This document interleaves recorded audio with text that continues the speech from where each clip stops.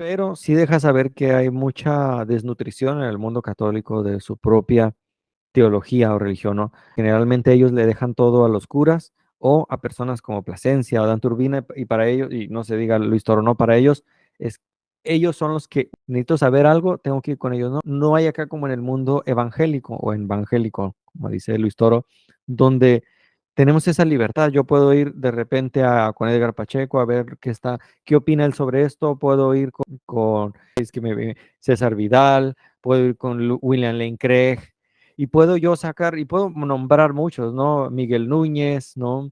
Un montón de pastores eruditos, y yo en base a eso, o sea, tengo un cúmulo, un mundo donde ver y entender la cristología, la eclesiología, que casi cualquier cristiano te va a saber explicar a grandes rasgos qué es la Trinidad. No así en el mundo católico, y obviamente, y no se esperaría, no les pedimos mucho, tampoco los testigos de Jehová, ¿no? Entonces, después no sabría decirte qué es más hermoso, si la eclesiología o la cristología, aunque van ligadas. Logos, como cuando dices biología, es el estudio de los seres vivos, ¿no? Por decirlo así, ¿no? Filosofía, eclesiología, metodología, o sea, todo lo que termina en gía menos filosofía, la que lo puse por ahí, pero es estudio de. La eclesiología es estudio de la iglesia. ¿A dónde voy con esto? La cristología divina, ¿qué será? La cristología es el estudio de Cristo. Entonces, uno de los más grandes errores de las sectas y de las religiones falsas es que tienen un mal el tema de Cristo. ¿Quién es Cristo? Y desde ahí empieza la mayor parte de sus problemas. Recuerden, esta es una introducción apenas. No voy a desglosar todo lo que es, pero quiero hablarles y quiero que mis amigos testigos entiendan qué es la cristología, porque en la cristología hay varios temas. Cristo eterno, Cristo encarnado, la obra terrenal de Cristo, el Cristo encarnado de los evangelios, el Cristo exaltado, y de ahí se vienen varios subtemas. En el Cristo exaltado tenemos la resurrección, la ascensión, la segunda venida de Cristo, el oficio royal de Cristo. En el Cristo encarnado en los evangelios, pues encontramos la cristología que hay en Marcos, Mateo, Lucas, Juan. En el Cristo encarnado, la obra terrenal, hablamos de la encarnación. ¿Qué es la encarnación? Todas estas falsas doctrinas que vinieron como los donatistas, muchas falsas doctrinas, y también la falta de entendimiento que hay respecto a la humanidad de Cristo. Hay un error en cuanto a la humanidad de Cristo en mucha cristología del mundo cristiano o pseudocristiano. La unión hipostática también, eso es otro término que deberíamos desarrollar. La kenosis de Jesús, que es la kenosis, como Él se vacía de su gloria como Dios, la redención, y dentro de todos esos temas también está la Trinidad y los herejes o las herejías que salieron tratando de contrarrestar al tema de la Trinidad. Entonces, un poco el mouse. Entonces, en ese término, les decía, la eclesiología es un tema importante, pero la iglesia no existe por sí sola. La razón, déjenme quitar esta bolsa. La razón de la iglesia es glorificar y adorar a su Señor y Dios, proclamar su nombre hasta dónde, hasta lo último de la tierra. Entonces, el mensaje central de la iglesia es Jesucristo mismo. Ese es el mensaje principal. Amigos católicos y testigos de Jehová, el mensaje de la iglesia es Jesús y solo Jesús. Cualquier énfasis doctrinal que eclipse el señorío de Jesús, por eso se llama cristología. Cualquier énfasis doctrinal que eclipse el señorío de Cristo rebaja el mensaje al nivel de la traducción humana y lo despoja de su poder majestuoso. Por eso es importante que diera esta introducción. Este mouse ya falló, ya chafió este mouse. Como que de repente quiere agarrar y luego, por eso es importante que les hablara qué es la cristología. Entonces, el propósito que tengo con esta secuencia de estudios es que quien vea esto, son varios objetivos que tengo, pero quien vea esto logre poner los ojos en Jesús, el autor y consumador de la fe, según Hebreos 12:2. A Él sea la gloria, según Efesios 3:21. Por las carreras me traje casi todos los libros, excepto la Biblia en físico, ¿no? Aquí la tengo en electrónico, no pasa nada, la siguiente vez, aquí la tendremos. Y queremos hablar vamos a ver, Efesios 3:21. A Él, o sea, está hablando de Jesús, sea gloria en la iglesia, en Cristo Jesús, por todas las edades, por los siglos de los siglos. Amén. Entonces, a Él es la gloria en la iglesia, a Él sea la gloria en la iglesia, en Cristo Jesús. Entonces, ya desde aquí vemos que Él debería ser el centro de toda doctrina, de toda iglesia, de toda religión que se haga llamar cristiana. Pero ¿qué vemos en el catolicismo y en los testigos de Jehová? ¿Realmente existe este centro, esta doctrina cristocéntrica? El tema principal de toda la escritura es Jesús. Entonces, el estudio de la cristología debe ser muy importante. La cristología de cualquier grupo, la cristología que tenga el testigo de Jehová, el católico, la iglesia evangélica, la cristología que tenga cualquier grupo va a ser la prueba de su ortodoxia. ¿Y a qué nos referimos? Hey, Andrés Rocha, bendiciones, saludos desde Chile, gracias por conectarte. Y es la ortodoxia. Bueno, como esto que ya me dolió el cuello de agacharme. Hay algo que podemos definir entre ortodoxia y ortopraxia, ¿no? La ortodoxia es si lo quieren ver así en términos rápidos, ¿no? La ortodoxia es la teoría, la ortopraxia es la práctica, ¿no? Lo que haces con la teoría. Pero si alguien no ha entendido la cristología, su ortodoxia va a estar mala, por lo tanto su ortopraxia también. O sea, lo que haga con lo que sabe va a estar mal. Por eso vemos tantas muertes, tantos abusos en estas dos religiones. En su libro Christianity is Christ, el cristianismo es Cristo, el profesor Griffith Thomas recalca la razón por la cual la cristología tiene tanta importancia, porque algunos quieren que ya no, como, ¿por qué no hablas ya de los versículos? Y, hey, Dios es un Dios de orden, llevemos un orden cuando hablamos de la cristología, cuando vamos a hablar de Cristo. Dice el profesor Thomas, el cristianismo es la única religión del mundo que se basa en la persona de su fundador. Vean, mientras, por ejemplo, estoy teniendo problemas con mi mouse, una disculpa, porque está funcionando muy bien y me está jugando algunas. Ok. El cristianismo es la única religión del mundo que se basa en la persona de su fundador. Uno puede ser un fiel maometano sin tener nada que ver con la persona de Mahoma, puede ser un verdadero budista sin saber nada acerca de Buda.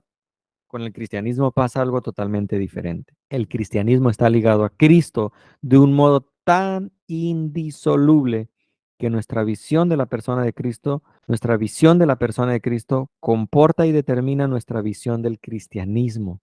Véanlo en cualquier religión. ¿Quién es Cristo para esa persona? Para el testigo de Jehová, Jesús no es más que una criatura, ¿no? Para el católico sí es alguien importante, pero también tiene otros mediadores, también tiene otros corredentores, también tiene otros. Entonces, es muy importante cómo se vea a Cristo, va a determinar la visión que tenga la iglesia o el grupo. Entonces, mediante este estudio, quiero que todos lleguemos a la madurez de una relación personal con Jesús. Y para eso quisiera citarles una descripción preciosa de Jesús escrita por un autor desconocido. Lástima que fue un autor desconocido, pero dice, bajó del seno del Padre al seno de una mujer. Se vistió de humanidad para que nosotros nos vistiéramos de su divinidad, para que nosotros pudiésemos vestirnos de divinidad, perdón. Se hizo el Hijo del Hombre para que nosotros pudiéramos llegar a ser hijos de Dios. En caso del testigo de Jehová, pues no, porque solo son 144,000 los hijos de Dios. Pero bueno, lastimosamente, pues ellos no van al cielo. Nació contra las leyes de la naturaleza, vivió en pobreza, fue criado en oscuridad, no poseyó riquezas ni utilizó influencias. Tampoco fue a colegios ni tuvo profesores particulares. Sus familiares eran desconocidos y sin relieve social. En su infancia asustó a un rey. En su adolescencia desconcertó a los doctores. En su madurez subyugó el curso de la naturaleza. Caminó sobre las olas y sosegó el mar embravecido. Curó sin medicinas a las multitudes y no requirió pago por sus servicios. Nunca escribió un solo libro, sin embargo, en las bibliotecas de todo el mundo no cabrían los libros que pudieran escribirse acerca de él. Nunca compuso un cántico, pero su persona ha servido como tema de inspiración para más cánticos que todos los compositores juntos. Nunca fundó un colegio, pero las escuelas juntas nunca podrían jactarse de tener tantos estudiantes como los que él tiene. Nunca practicó la medicina, sin embargo, ha sanado más corazones que cuerpos quebrantados hayan podido curar los médicos. Nunca dirigió un ejército ni se destacó como soldado. Tampoco disparó un fusil, pero jamás jefe alguno ha tenido bajo su mando tantos voluntarios, ni ha hecho a tantos rebeldes de poner sus armas y rendirse sin disparar un solo tiro. Dame un segundito. Sin disparar un solo tiro. Él es la estrella de la astronomía, la roca de la geología, el león y el cordero de la zoología, el armonizador de todas las discordias y el sanador de todas las enfermedades. Los grandes hombres de la humanidad surgieron por un tiempo y desaparecieron, pero Él vive para siempre. Herodes no pudo matarlo, Satanás no pudo seducirlo, la muerte no pudo destruirlo, que mis amigos testigos creen que el cuerpo de Jesús fue destruido, o sea, Jesús no resucitó un cuerpo, y hablaremos después de eso. El sepulcro no pudo retenerlo, se despejó de su manto púrpura para vestir una blusa de artesano. Era rico y por nosotros se hizo pobre. ¿Hasta qué punto? Pregúntenselo a los magos. Durmió en un pesebre ajeno, cruzó el lago de una barca ajena, montó en un asno ajeno, fue sepultado en una tumba ajena. Todos los hombres han fallado, pero él nunca. Él es siempre perfecto. Señalado entre 10,000, todo en él es codiciable, deseable. Cristo, el incomparable. Entonces, respecto a este tema, ¿no? Wow, dice Rocha, recuerda que en la traducción del Nuevo Mundo en 2 Corintios 5:2 dicen ser sustitutos de Cristo que han venido a sustituir a Cristo. Es la única versión bíblica que agrega la palabra sustituir. Órale, no sabía ese pasaje, ¿eh? Digo, ya no me deja de sorprender de mis amigos testigos, pero desconocía. Entonces, ahorita solo vamos a hablar de esa introducción, porque la meta que tengo no es darle, si un testigo de Jehová te dice esto, tú dile esto, ¿no? No es memorizar como ellos tratan de hacer, memorizar respuestas sin entenderlas, como hace este libro de razonamiento a partir de las escrituras, sino es realmente entender qué es la Trinidad y desde ese entendimiento poder compartir el Evangelio, ¿no? Entonces, mi intención con este estudio es que, uno, que tú puedas hacer la obra de apologista, presentando argumentos de la Escritura de que Jesús es verdaderamente Dios y verdaderamente hombre. Dos, que entiendas las desviaciones teológicas sobre la doctrina de Cristo y corregirlas de acuerdo con la enseñanza bíblica. Tres, usar el conocimiento que aprendes de esta asignatura en tu ministerio, ahí donde estás, en tu iglesia local. Y cuatro, que es la más importante, sin lo cual todo lo demás no tiene sentido, es que crezcas en tu relación personal con Jesús. Eso es lo que todos necesitamos hacer día a día, ¿no? Me estoy basando, ahorita no he usado el razonamiento a partir de las escrituras, el libro Razonamiento, ni tampoco el libro de César Vidal. Me estoy basando ahorita enteramente en el libro de teología de INSTE, que es un instituto bíblico por extensión. Te animo a que lo busques, así es, INSTE, como, sí, INSTE. Es un instituto bíblico muy económico, casi, de hecho, solo lo único que te cobran es el libro, o sea, pero tienes exámenes, tienes, ya por aquí, si alguien quiere buscar qué es INSTE, yo lo tengo en mi canal, ¿no? Ahí lo pueden mirar. Pero de ahí estoy tomando esta primera parte de lo que estoy hablando. Y bueno, pues en estas lecciones, donde combinamos la cristología con el tratamiento expositivo de los evangelios, vamos a dar énfasis en la enseñanza cristológica de las epístolas también de Pablo. Las lecciones van a estar muy interesantes. Podríamos dividir en el Cristo eterno. Vamos a hablar del Cristo eterno porque para el testigo de Jehová, Cristo tuvo un inicio, que es cuando Dios lo crea, ¿no? Porque para ellos es una criatura. Demostrar que Jesús es Dios se puede hacer desde muchas corrientes. O sea, hay muchas líneas de evidencia que nos van a llevar a entender que Jesús es Dios, que Jesús fue adorado, un montón, ¿no? La Trinidad es una de ellas, la Cristología, Cristo eterno es una línea de evidencia cuando un testigo de Jehová entienda que Cristo es eterno, que no tuvo un inicio ni tendrá un fin, entenderá un poco lo que es la Trinidad. Ahora vamos a iniciar en la siguiente lección hablando del Cristo eterno, ¿no? Considerando la evidencia que hay de su deidad, sus atributos, sus prerrogativas, sus nombres, que Jehová no comparte su nombre con nadie, pero vamos a ver los nombres que Cristo tiene. Y este tema va a estar íntimamente ligado con el de la relación entre las tres personas de la Trinidad. En esta sección vamos a refutar las herejías que niegan la doctrina de la divinidad de Cristo. Hay varias herejías, los testigos de Jehová no son los únicos, no son los primeros, no van a ser los últimos. El ebonismo, el serintianismo, el sabenialismo o monaquismo, el arrianismo, que mis amigos testigos, aunque no quieren aceptar, ese es el tema, ese es nombre teológico con el cual se le llama al tipo de entendimiento o al que más se asimila, ¿no? Del entendimiento que el testigo de Jehová tiene, es el arrianismo, el adopcionismo, el liberalismo. Este tema del liberalismo, no en cuanto a los testigos, pero sí cuanto a la iglesia actual, la teología liberal creo que está haciendo mucho daño. Es que yo escuché una prédica de una iglesia, no de mi iglesia, ni siquiera sé cómo decir esto porque no estoy en contra de todo lo que dijo este pastor, pero sí creo que su prédica se acerca mucho a la teología liberal. Y entre otras cosas, la teología liberal empieza a perder la credibilidad de que, por ejemplo, el Pentateuco fue escrito por Moisés, lo cual para mí es terrible, porque entonces le quitamos credibilidad también a lo que Cristo dijo.